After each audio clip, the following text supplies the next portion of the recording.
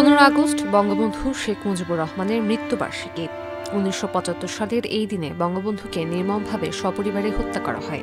ফুল দিমু আমি 18 কোটি জননী মাননীয় প্রধানমন্ত্রী শেখ হাসিনা আমার মা। মনে প্রাণে বঙ্গবন্ধুকে ভালোবাসি, আমি শ্রদ্ধা করি। আমি হালিমা বেগম।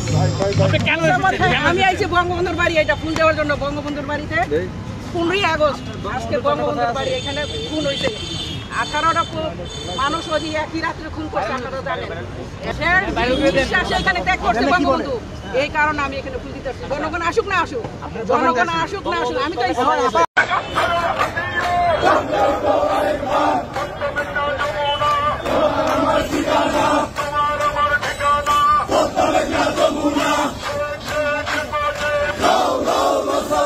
পনেরোই আগস্টকে ঘিরে রাজপথে তাণ্ডব চালানো শুরু করেছে আওয়ামী লীগ ছাত্রলীগের নেতাকর্মীরা।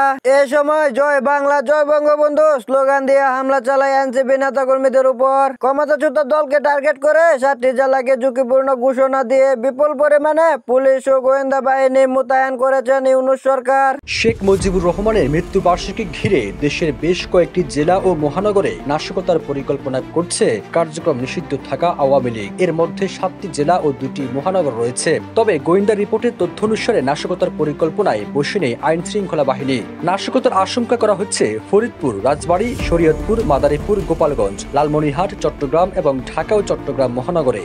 গোপন সূত্রে জানিয়েছে সারা বাংলাদেশ দখলে নেওয়ার পরিকল্পনা নিয়েছে আওয়ামী লীগ। ইতিমধ্যে সক্রিয়ভাবে মাঠে অবস্থান নিয়েছে ছাত্রলীগের নেতাকর্মীরা।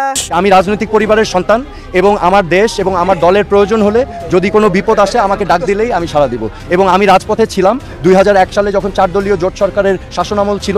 সেই সময় আমাদের সকল নেতাকর্মীদের উপর অত্যাচার, নির্যাতন, মামলা, হত্যাকাণ্ড এই সকল কিছু মোকাবেলা করেছিলাম রাজপথে থেকে। ঠিক সেভাবে আবার যদি প্রয়োজন হয় আমি রাজপথে থাকবো, গণতন্ত্রের জন্য, আওয়ামী লীগের জন্য, বাংলাদেশের জন্য।